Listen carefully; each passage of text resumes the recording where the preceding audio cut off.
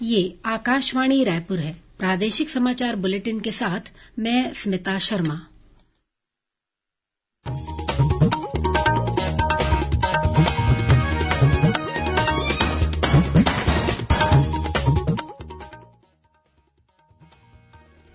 अब पेश हैं आज के मुख्य समाचार।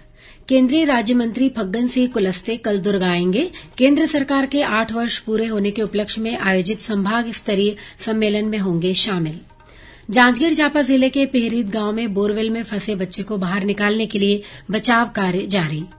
मुख्यमंत्री ने कहा कि जशपुर जिले के पत्थल गांव में गाड़ियों के फिटनेस की जांच के लिए कैंप खोला जाएगा। 94 करोड़ रुपए से अधिक के विकास कार्यों का हुआ लोकार्पण और भूमि पूजन। और उत्तम पश्चिम से आ रही ठंडी हवाओं की वजह से राज्य के अधिकतम तापमान में गिरावट का दौर जारी। कल प्रदेश के कुछ स्थानों पर बारिश होने की संभावना।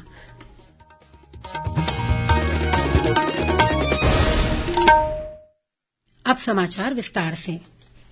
केंद्रीय इस्पात और ग्रामीण विकास राज्य मंत्री फग्गन सिंह कुलस्ते छत्तीसगढ़ के 1 दिवसीय प्रवास पर कल दुर्ग आएंगे। श्री सिंह प्रधानमंत्री नरेंद्र मोदी के नेतृत्व में केंद्र की एनडीए सरकार के 8 वर्ष पूरे होने के उपलक्ष्य में आयोजित सेवा, सुशासन और गरीब कल्याण कार्यक्रम की श्रृंखला में दुर्ग में आयोजित संभाग स्तरीय सम्मेलन में शामिल होंगे। सम्मेलन में भाजपा संगठन दुर्ग, भिलाई, राजनांदगांव, बेमेतरा, बालोद, कवर्धा जिले के कार्यकर्ता शामिल होंगे। इसके अलावा श्री कुलस्ते दुर्ग में जिला निगरानी समन्वय समिति की बैठक लेंगे। एक अन्य कार्यक्रम में केंद्रीय राज्य मंत्री प्रधानमंत्री आवास योजना और अमृत स्वनिधि के साथ केंद्र सरकार की योजनाओं से लाभान्वित होने वाले हितग्राहियों के साथ भी चर्चा करेंगे। केंद्रीय सूक्ष्म, लघु और मध्यम उद्यम राज्य मंत्री भानु प्रताप सिंह वर्मा ने अपने 2 दिवसीय छत्तीसगढ़ प्रवास के अंतिम दिन कल राजनांदगांव के लखोली में लोक सेवा केंद्र का निरीक्षण किया।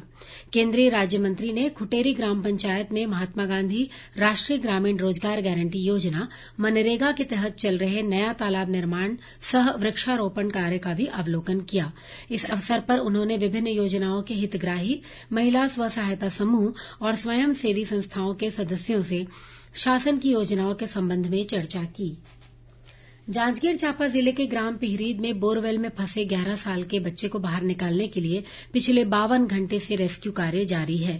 मौके पर कुसमुंडा स्थित एसईसीएल खदान और मनेन्द्रगढ़ के मानिकपुर से रेस्क्यू टीम कई उपकरणों के साथ पहुंच चुकी है। बचाव कार्य में 500 से अधिक अधिकारी और कर्मचारी जुटे हुए हैं। शुरुआती कोशिश में बच्चे को निकालने के लिए रोबोटिक सिस्टम का इस्तेमाल किया गया, लेकिन इसमें सफलता नहीं मिलने पर अब टनल सिस्टम का सहारा लिया जा रहा है। अब तक करीब 55 फीट तक खुदाई की जा चुकी है।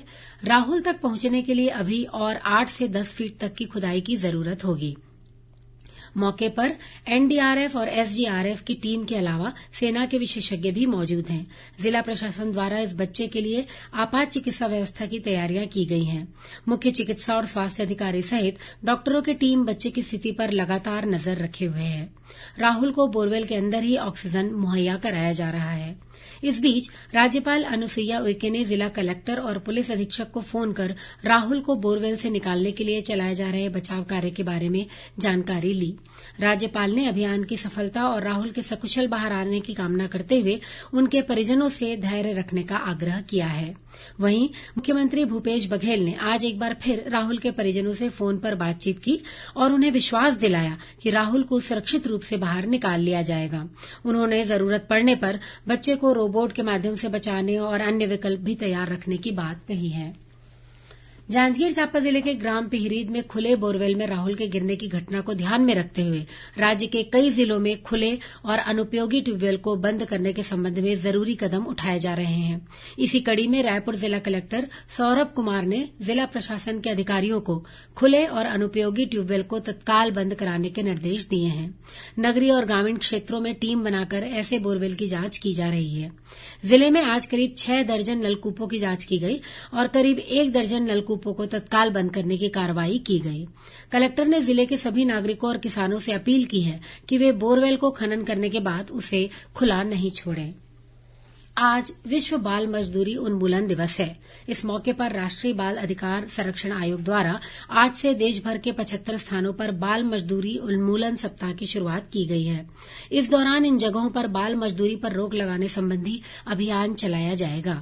इस काम में राज्य आयोग, जिला प्राधिकरण, बाल कल्याण समिति और अन्य संगठनों की सहायता भी ली जाएगी। इस अवसर पर छत्तीसगढ़ के मुख्यमंत्री भूपेश बघेल ने अपने संदेश में कहा है कि बाल मजदूरी से समाज अपना सुनहरा भविष्य खत्म करने की ओर एक कदम बढ़ाता है। उचित देखभाल, पोषण, सुरक्षा, खुशहाल जीवन, शिक्षा, स्वास्थ्य और आगे बढ़ने के अवसर पर हर बच्चे का समान अधिकार है। उन्होंने कहा कि बाल श्रम के प्रति विरोध दर्ज करने के साथ लोगों में जागरूकता लाने की जरूरत है। मुख्यमंत्री भूपेश बघेल ने कहा है कि जशपुर जिले के पत्थलगांव में गाड़ियों के फिटनेस की जांच के लिए कैंप खोला जाएगा ताकि ट्रांसपोर्टरों को बार बार जिला मुख्यालय जशपुर न जाना पड़े। श्री बघेल ने आज पत्थलगांव में पत्रकारों से चर्चा करते हुए कहा कि राज्य सरकार के पास डीएपी खाद की कमी है, लेकिन राज्य में खाद बनाकर रासायनिक खाद से निर्भरता कम की जा रही है। उन्होंने कहा कि राज्य सरकार इनपुट सब्सिडी में कोई कमी नहीं करेगी, आगे भी ये जारी रहेगा। श्री बघेल ने कहा कि जशपुर और बस्तर क्षेत्र में लीची तथा कॉफी उत्पादन के क्षेत्र में काफी संभावनाएं हैं और इन सभी की वैल्यू एडिशन करने की जरूरत है। भेंट मुलाकात कार्यक्रम के तहत मुख्यमंत्री ने आज पत्थलगांव में 94 करोड़ 35 लाख रुपए के 150 से अधिक विकास कार्यों का लोकार्पण और भूमि पूजन किया।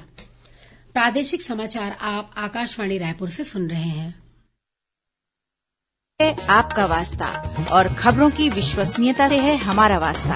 आकाशवाणी समाचार रायपुर के प्रादेशिक समाचार बुलेटिन के साथ ही हमारे समसामयिक कार्यक्रम आप रेडियो के अलावा अपने मोबाइल पर भी सुन सकते हैं। आकाशवाणी समाचार फेसबुक, ट्विटर और यूट्यूब पर भी उपलब्ध है। हमारा Facebook page Chhattisgarh news on AIR, Twitter handle CGAIR news और हमारा यूट्यूब चैनल है छत्तीसगढ़ AIR न्यूज। तो अब रेडियो के साथ ही आपके मोबाइल के जरिए भी हम पहुंच रहे हैं आप तक। छत्तीसगढ़ की हर खबर के लिए सुनते रहिए आकाशवाणी समाचार।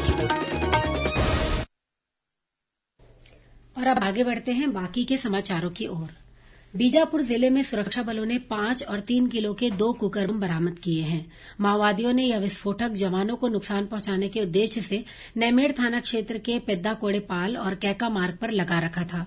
सीआरपीएफ और डीआरजी की संयुक्त टीम ने इस विस्फोटक को बरामद किया और इसे मौके पर ही निष्क्रिय कर दिया गया। प्रदेश के स्कूलों में इस वर्ष भी नव प्रवेशी बच्चों के स्वागत के लिए 16 जून को शाला प्रवेश उत्सव का आयोजन किया जाएगा। यह प्रवेश उत्सव 15 जुलाई तक चलेगा। इस आयोजन के संबंध में जिला स्कूल शिक्षा विभाग के प्रमुख सचिव ने जिला कलेक्टरों, मुख्य कार्यपालन अधिकारी और जिला शिक्षा अधिकारियों के साथ प्राचार्यों की बैठक ली। उन्होंने शाला प्रवेश उत्सव को जन जन का अभियान बनाने पर जोर दिया। प्रमुख सचिव ने अधिकारियों से कहा कि वे इस आयोजन को सभी स्तर पर सफल बनाएं ताकि 6 से 14 वर्ष के 100% बच्चों का स्कूल में प्रवेश और ठहराव सुनिश्चित किया जाए। साथ ही बच्चों को गुणवत्तापूर्ण शिक्षा देकर समग्र शिक्षा के लक्ष्य की प्राप्ति की जा सके। राजधानी रायपुर के वृंदावन सभागृह में कल नारद जयंती समारोह का आयोजन किया गया। समारोह में वरिष्ठ पत्रकार शंकर पांडे को नारद सम्मान से सम्मानित किया गया। कार्यक्रम के मुख्य वक्ता साहित्यकार गिरीश पंकज ने वर्तमान पत्रकारिता और देवर्षि नारद के बीच के संबंधों पर प्रकाश डाला। उन्होंने कहा कि आज भी पत्रकारिता में नारद मुनि के मूल्यों को प्रतिस्थापित करें तो अनेक समस्याओं का समाधान किया जा सकता है। वहीं नारद सम्मान से सम्मानित वरिष्ठ पत्रकार श्री पांडे ने वर्तमान समय में मीडिया के नए स्वरूप से खबरों की विश्वसनीयता में आई कमी पर चिंता जताई। कार्यक्रम में नारद जयंती समारोह आयोजन समिति के अध्यक्ष भास्कर किन्हेकर और वरिष्ठ पत्रकार कृष्णा दास उपस्थित थे। छत्तीसगढ़ तेलंगाना राज्य की सीमा पर सीआरपीएफ का एक ट्रक हाई टेंशन तार की चपेट में आ गया, जिसके बाद कुछ ही मिनटों में यह ट्रक जलकर खाक हो गया। ट्रक में सीआरपीएफ कैंप का सामान था जो पूरी तरह से नष्ट हो गया है। हादसा शनिवार की रात में हुआ है। यह मामला चिरला थाना क्षेत्र का है। बताया जाता है कि ट्रक सीआरपीएफ के कैंप में सामान छोड़ने जा रहा था। इसी दौरान तिप्पापुरम और चेली मेला के बीच सड़क के ऊपर से गुजर रहा हाई टेंशन तार ट्रक को छू गया। आग लगते ही ट्रक चालक ने नीचे कूदकर अपनी जान बचाई। घटना की जानकारी मिलते ही सीआरपीएफ के अधिकारी और जवान मौके पर पहुंच गए हैं। पूर्व पश्चिम द्रोणिका उत्तर पश्चिम उत्तर प्रदेश से पश्चिम असम तक विस्तारित है। इसके प्रभाव से राज्य में ठंडी और नमीयुक्त हवाएं आ रही हैं, जिससे प्रदेश के अधिकतम तापमान में गिरावट का सिलसिला जारी है। बीती रात राजधानी रायपुर सहित प्रदेश के कई अन्य स्थानों पर तेज बारिश हुई है। आगामी 24 घंटों के दौरान प्रदेश में कुछ स्थानों पर हल्की से मध्यम वर्षा होने या गरज चमक के साथ छींटे पड़ने की संभावना है। वहीं इस दौरान राज्य में 1-2 स्थानों पर गरज चमक के साथ आकाशीय बिजली गिरने और अंधड़ चलने की चेतावनी भी दी गई है। मौसम विभाग ने अगले कुछ दिनों तक प्रदेश के कई हिस्सों में बारिश होने और राज्य में 15 जून तक मानसून के आगमन की संभावना जताई है। और अब कुछ समाचार संक्षेप में। प्रधानमंत्री नरेंद्र मोदी के नेतृत्व में केंद्र की एनडीए सरकार के 8 वर्ष पूरे होने के उपलक्ष्य में मुंगेली में भारतीय जनता युवा मोर्चा के कार्यकर्ताओं ने विधानसभा स्तरीय मोटर साइकिल रैली निकाली। छत्तीसगढ़ राज्य निर्वाचन आयोग के निर्देश पर रेड क्रॉस सोसायटी द्वारा धमतरी जिले की विभिन्न ग्राम पंचायतों में मतदाताओं को जागरूक करने के लिए जागो मोटर कार्यक्रम चलाया जा रहा है। भाजपा के प्रदेश मंत्री ओपी चौधरी के सोशल मीडिया पर दिए गए एक बयान को लेकर उनके खिलाफ दर्ज मामले के विरोध में आज भाजपा कार्यकर्ताओं ने रायगढ़ के सुभाष चौक में विरोध प्रदर्शन किया। धमतरी के रत्नाबांधा चौक में आज छत्रपति शिवाजी महाराज का राज्याभिषेक महोत्सव मनाया गया। राजनांदगांव जिले में मलेरिया रोधी माह मनाया जा रहा है। इस दौरान 30 जून तक इस बीमारी से बचाव संबंधी जागरूकता कार्यक्रम का आयोजन किया जाएगा। रायपुर रेलवे स्टेशन के पास से रेलवे सुरक्षा बल के जवानों ने 14 किलो से अधिक गांजा बरामद किया है। इस मामले में अंतर्राज्यीय गांजा तस्कर गिरोह के एक आरोपी को गिरफ्तार किया गया है। और बीजापुर जिले के आवापल्ली थाना क्षेत्र में पुलिस ने 8 नग हिरण के सींग बरामद किए हैं। इस मामले में 2 आरोपियों को गिरफ्तार किया गया है। अंत में मुख्य समाचार एक बार फिर। केंद्रीय राज्य मंत्री फग्गन सिंह कुलस्ते कल दुर्ग आएंगे। केंद्र सरकार के 8 वर्ष पूरे होने के उपलक्ष्य में आयोजित संभाग स्तरीय सम्मेलन में होंगे शामिल। जांजगीर चांपा जिले के पिहरीत गांव में बोरवेल में फंसे बच्चे को बाहर निकालने के लिए बचाव कार्य जारी। मुख्यमंत्री ने कहा कि जशपुर जिले के पत्थल गांव में गाड़ियों के फिटनेस की जांच के लिए कैंप खोला जाएगा। 94 करोड़ रुपए से अधिक के विकास कार्यों का हुआ लोकार्पण और भूमि पूजन। और उत्तर पश्चिम से आ रही ठंडी हवाओं की वजह से राज्य के अधिकतम तापमान में गिरावट का दौर जारी। कल प्रदेश के कुछ स्थानों पर बारिश होने की संभावना। इसी के साथ प्रादेशिक समाचार बुलेटिन समाप्त हुआ। नमस्कार।